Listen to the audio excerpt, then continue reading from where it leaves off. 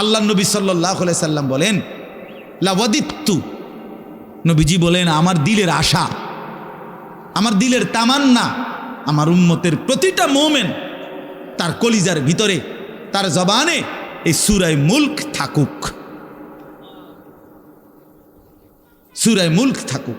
অর্থাৎ রাসূলুল্লাহ সাল্লাল্লাহু আলাইহি সাল্লাম বলতেন আমার প্রতিটা মোমেন বান্দা উম্মত যেন এই সূরা মুলক তেলাওয়াত করে, যেন কবরের আযাব থেকে রক্ষা পায়।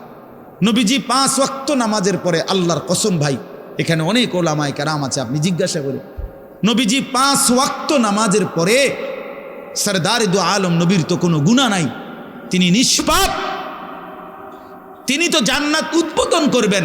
আনা আউয়ালু মান ইয়াকরাউ বাবাল জান্নাহ, নবী বলছে আমি সেই মুহাম্মদ যে প্রথম জান্নাতের দরজা আমি নাড়ব, জান্নাতের কড়া নাড়ব আমি মুহাম্মদ।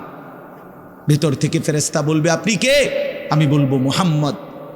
ফেরেশতা বলবে আনতাজিরুলাক, আমি তো আপনার অপেক্ষাই করছিলাম, আপনি আসবেন বলেই তো অপেক্ষায় ছিলাম, আপনি উদ্বোধন করে দিলেই তো বাকিরা ঢুকবে।